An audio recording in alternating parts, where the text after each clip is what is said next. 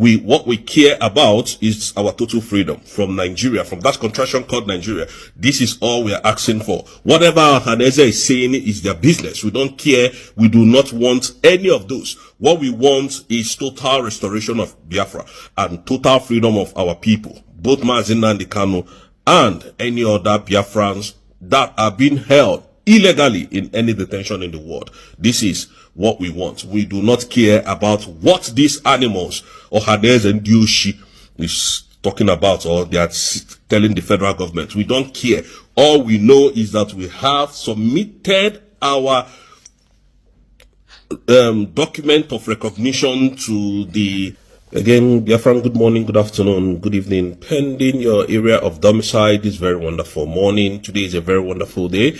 Let me go straight to the news because I don't want us to be long here. Ohanaeze seeks for 10 trillion naira from Tinubu and seeks for apology from the Tinubu administration over the 1966 coup that was just reviewed by the former president of Nigeria, Ibrahim Badamasi Babangida. Okay, just in case most of you has not heard, but I know it's out there, that Babangida said the coup that happened in 1966 was actually not an Igbo coup. So, which means they have killed our people and destroyed lives and property, tagging it an Igbo coup. So today it is out there in the public domain that it is not an Igbo coup. But my own point is that, please, Ohanaeze is not speaking for the Biafrans. Ohanaeze is speaking for themselves. They are not speaking for us. They are not speaking for us. Instead of Ohanaeze to go straight and ask the government of Nigeria, the terrorist government of Nigeria, to release Mazi Nnamdi Kanu, they are asking for compensation and they are asking for apologies, which is not our business. The only way we will seek our exit from Nigeria is Tinubu should sign our exit so that we will be out there heading home. We are not interested of what has happened in 1966 or what has happened before then or after then. We are not interested. What we are interested is acknowledge our new country so that we will be heading home. For you all to know that these animals call themselves Ohanaeze and Dioshi, they are not fighting for us. They are not fighting for the Igbo. They are fighting for their pocket. This should have been a very wonderful and a good opportunity that they will come out and address the federal government of Nigeria. But instead, what did they do? They are seeking compensation of 10 trillion naira. You know, it is all about the money. It is not all about our freedom. We just want to be totally free. We don't care about the money. To be honest, we do not care about the money. What we care about is our total freedom from Nigeria, from that contraction called Nigeria. This is all we are asking for. Whatever Ohanaeze is saying is their business. We don't care. We do not want any of those. What we want is total restoration of Biafra and total freedom of our people, both Mazi Nnamdi Kanu and any other Biafrans that are being held illegally in any detention in the world. This is what we want. We do not care about what these animals, Ohanaeze and Dioshi, is talking about, or they are telling the federal government. We don't care. All we know is that we have submitted our document of recognition to the illegitimate president of Nigeria, which is Tinubu. So please, Tinubu, sign that for us to exit Nigeria so that, you know, we will stop terrorizing Nigeria. You have called us a terrorist, so there is no need of coming to beg, of coming to compensate. Just the only thing we needed from you is to sign our exit from Nigeria. Thank you so much, Biafrans, and may God bless you guys. If you don't, then I will keep repeating this.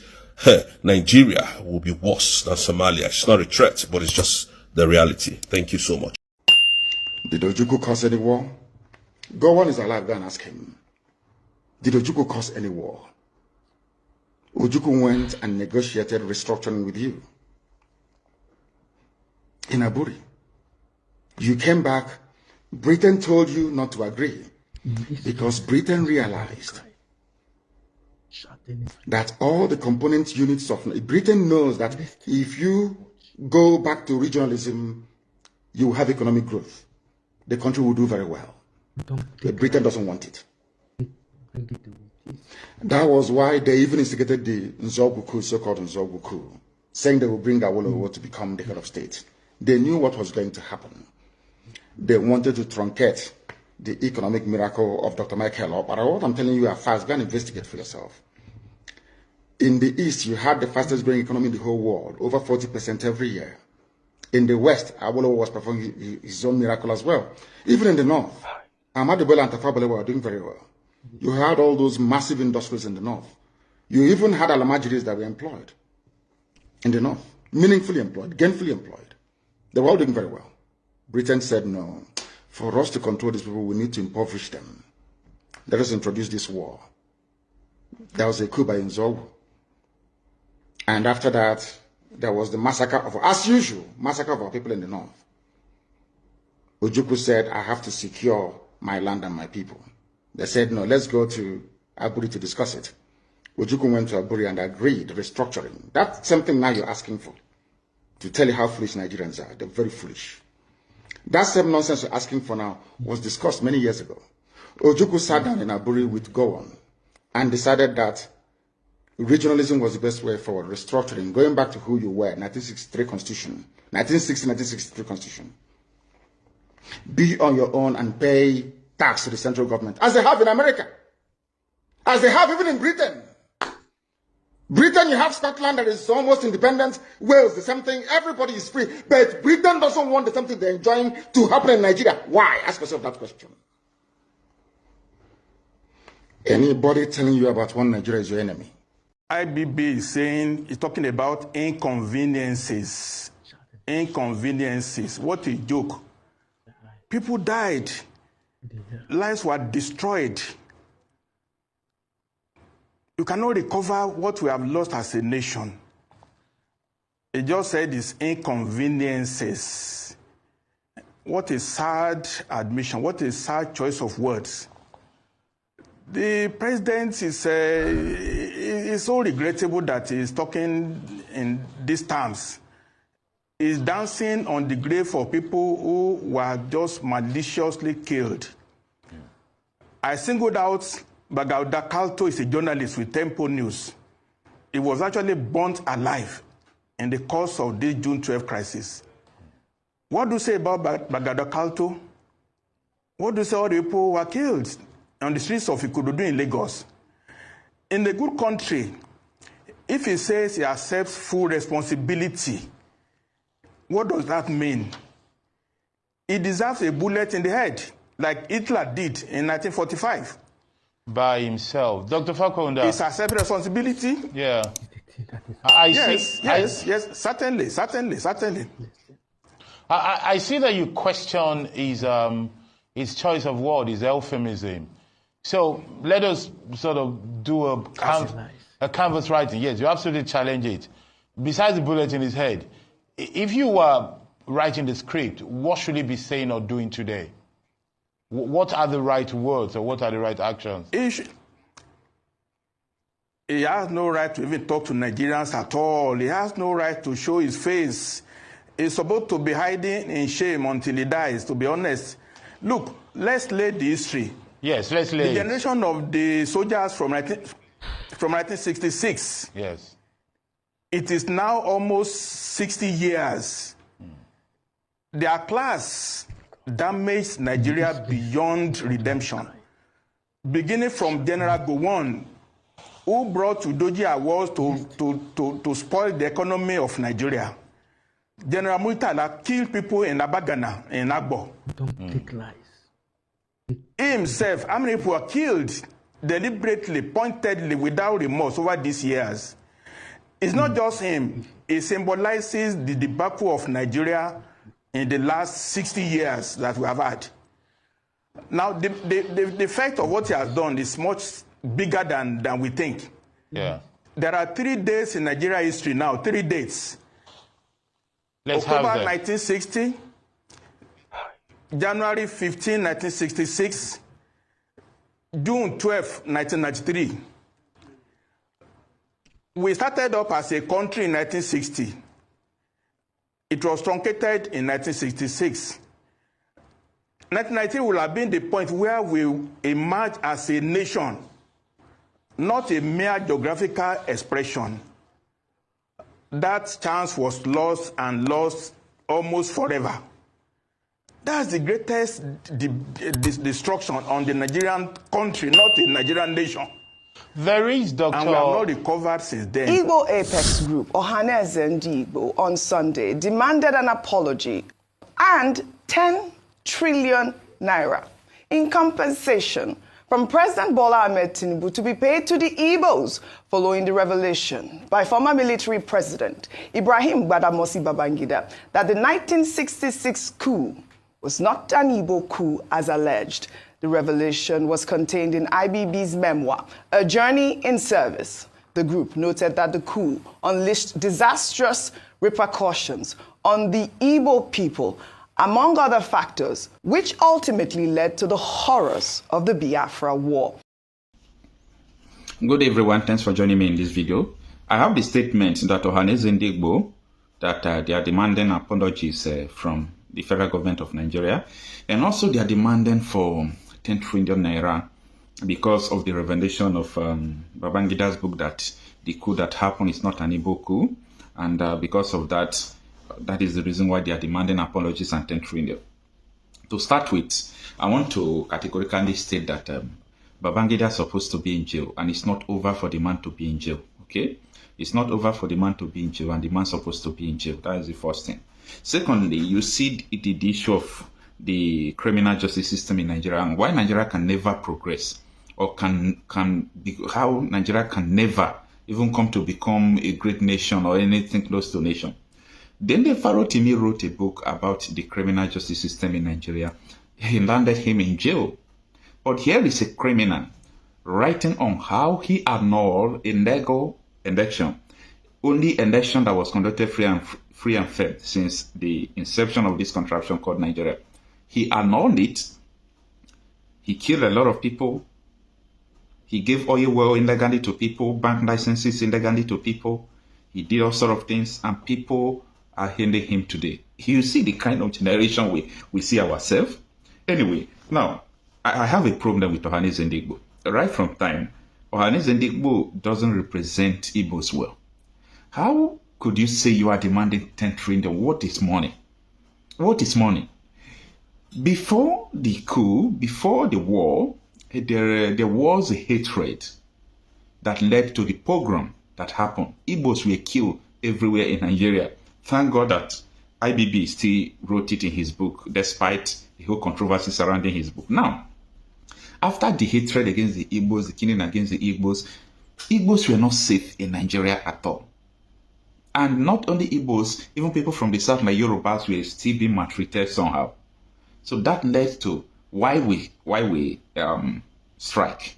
Okay, I read the account of the Civil War, so I don't even need IBB's book to know that the coup was not Igbo coup. That is just the first issue there. Now, come to think about the Ohanaeze statement that they need 10 trillion. It's not what Igbos want, okay? That is not what they need. The average Igbo man wants a separate nation, a separate region, where they can have or take control of their resources, their, what is it called? Their security and everything. And average Igbo man needs Biafra. You might not like the way it sounds, you might not like it, but that has been from the beginning, and you can't stop it. The political, vagabonds we have today can't stop it. What you think or you know can't stop it. The Biafra idea is like a religion. You see, when you said you want to wipe away Christians from the surface of the earth, or you want to wipe away Muslims from the surface of the earth, is something that is impossible. You can't do that. So that is the way Biafra is. Biafra is like a religion. Even people come in, people are not up to 16 years, talk to them, they know where they stand. Because the next generation is not going to be funny, okay? It's not going to be funny. Not at this time where even the reason to get angry is still coming out. I thought Ohanaeze will just organize a protest and start protesting because of the revelation of IBB's book. For over the years, they have used the coup. Even people knows, Obasanjo, all these people, they know that it was not an Igbo coup. Because these people, they just want to hang Igbos. They said it's an Igbo coup. Because of this, Igbo man will not rule the nation. whenever Igbo man wants to get to the power, do this. Make sure Igbo man don't get to the power. And the hatred is still on till today. And that is why this country can never be won. People don't like the way we talk, but you can't stop it, because no matter how the lies last, the truth will always come to the limelight. And you can see that, and there was a counter coup after the first coup that led to the massacres of Igbos. Tell me, the person that led the first coup, they call him Kaduna and Zogun, that he is an Igbo man. He is not an Igbo man. Apart from that, his parents are from Okpanam today in Delta State. The man was born and brought up in Kaduna, and his name is even Kaduna Ezogun. And he speaks Hausa language fluently. He don't speak Igbo language very well. So what made him Igbo? These are the things that people don't know. That is just the reason why history is very important. So the issue of this Ohanaeze demanding 10 trillion is insane. It's not acceptable. The Igbos don't need money. What they need is Biafra. The Igbo Apex Group, Ohanaeze and Igbo, on Sunday demanded an apology and 10 trillion naira in compensation from President Bola Ahmed Tinubu to be paid to the Igbos following the revelation by former military president Ibrahim Badamasi Babangida that the 1966 coup was not an Igbo coup as alleged. The revelation was contained in IBB's memoir, A Journey in Service. The group noted that the coup unleashed disastrous repercussions on the Igbo people, among other factors, which ultimately led to the horrors of the Biafra War. Let me take their statement in part. The group wrote, "The Apex Igbo Social Cultural Organization, Ohanaeze and Igbo, extends its profound appreciation to General Ibrahim Badamasi Babangida for his remarkable courage in officially declaring that the January 1966 coup was unequivocally not an Igbo coup. This pivotal acknowledgement is not merely a correction of historical nomenclature, but a significant moment in our collective pursuit of justice and reconciliation, signaling a potential end to the historical vindictiveness and cruelty that have been pervasive in federal government policies towards the Igbo nation. His forthright exemption of the Igbo from the egregious classification as enemies of the northern region in the aftermath of the coup is both timely and necessary, even if it arrives decades later. The mislabeling of the 1966 coup has unleashed disastrous repercussions upon the Igbo people, most tragically culminating in the January 1966 counter-coup, which decimated a military head of state of Igbo descent. The staggering loss of life, with approximately 3 million Igbos, predominantly innocent women and children, slaughtered during this conflict, continues to reverberate through our collective consciousness. In light of these egregious injustices and the deliberate neglect exhibited by successive administrations, Ohanaeze and Igbo hereby restates its demands as articulated previously during the Justice Oputa-led Judicial Commission for the Investigation of Human Rights Violation panel in 1999. The present federal government, led by President Bola Ahmed Tinubu, must recognize this moment as an opportunity to extend a public and unequivocal apology on behalf of previous military regimes. Our demand for 10 trillion naira in reparations remains steadfast. This figure is not arbitrary, but a symbolic recognition of the indelible losses the Igbo people have endured. The time has come for true acknowledgement of these historical wrongs, which can only be rectified through reparations and sincere apologies. I mean, this was a detailed statement, and there's been a lot of reactions since that excerpt of IBB's memoir came out, where he debunked or dismissed the fact that the 1966 coup was an Igbo coup. A quick comment before I take some reactions. Oji, IBB did not need to write in his book that it was not an Igbo coup before I had known that it was not an Igbo coup. Mm-hmm. For references, I have read, if not my last count, over 10 to 15 books on the war and what happened around that time. One of the most updated one that was not really biased was Centaure's account of the Nigerian Civil War. I've read Philip Evio's account, The Cage Bird Sings. I've read, Frederick Foster. I've read many accounts. It was not an Igbo coup. There was no Igbo coup. The narrative of an Igbo coup was to be able to hang, a particular ethnic group in all of that.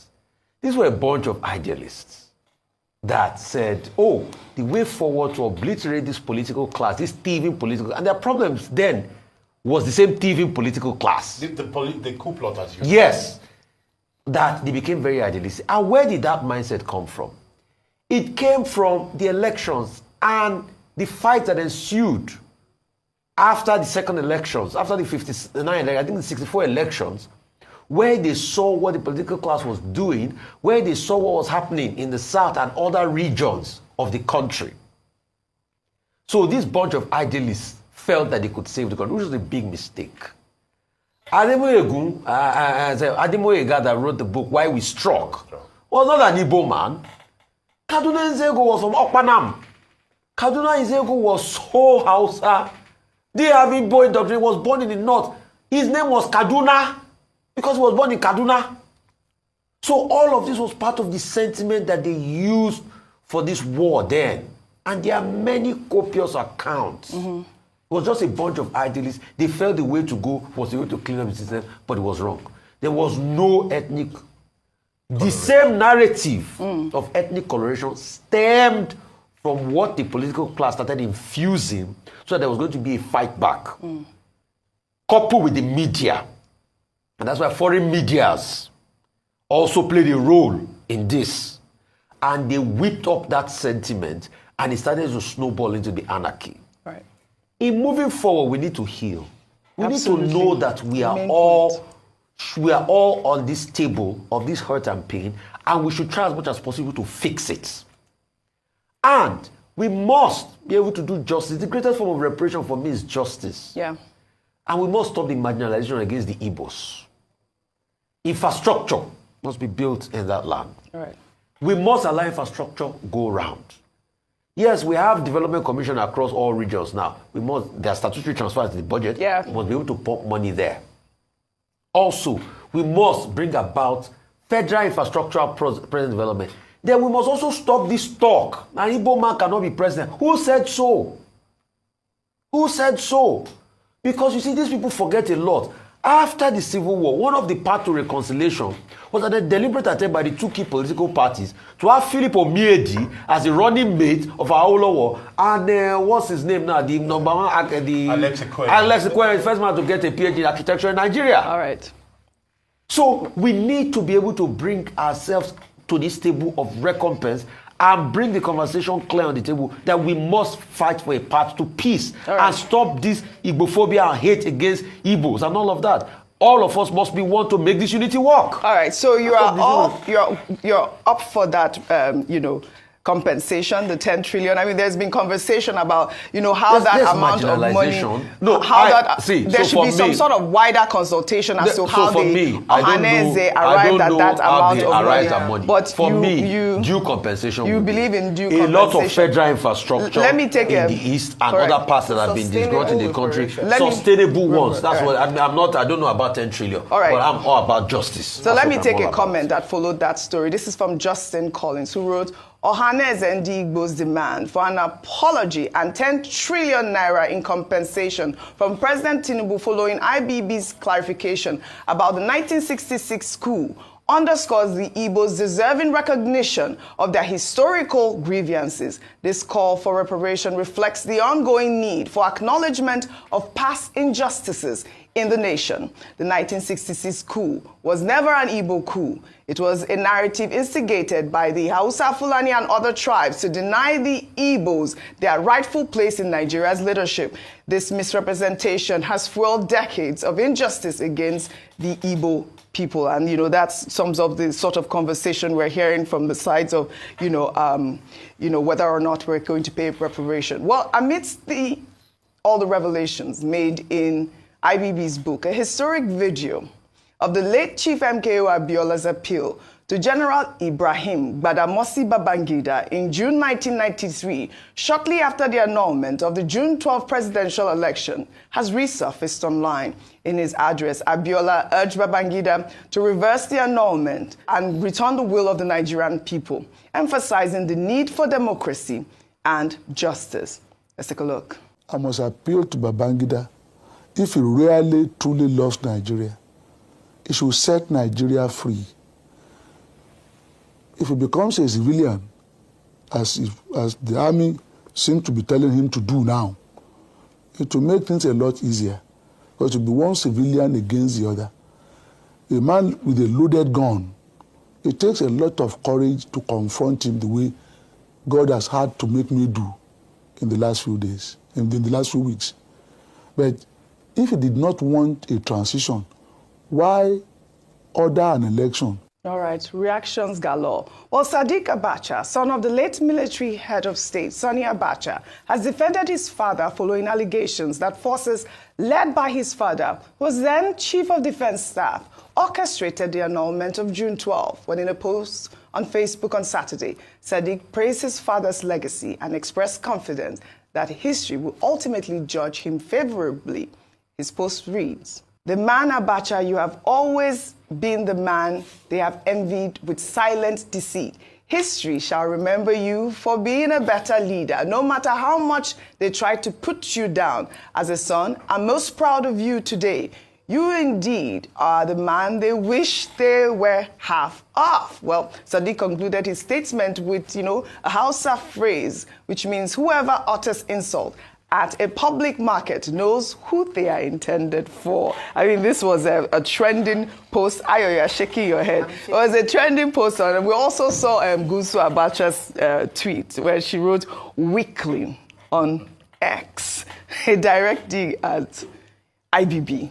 Ayo, quickly. All right. I think it's only in a place like Nigeria that would give guts to these children to come out and speak like this. Mm-hmm.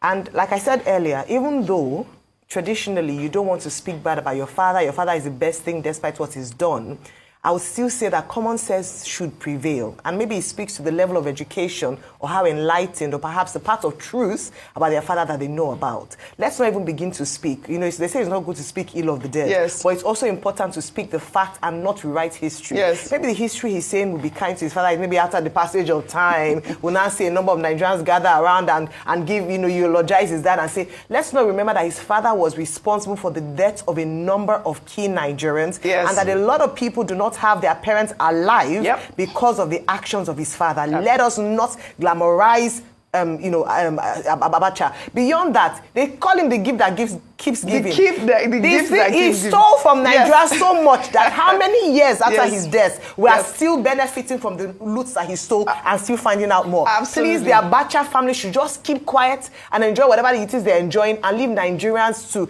just, think of the years or try to forget the evil years of the Abacha days. That's what I would say. Well said, Ayo. There was a breakdown, 30 cents made over I was trending over the weekend. I mean, I wish we had that to pull up. And they broke down how much money that, Abacha had looted over the years. 30 cents did the Lord's work. And then, still counting. We're still... And what have we done with those monies in any ways? But let me...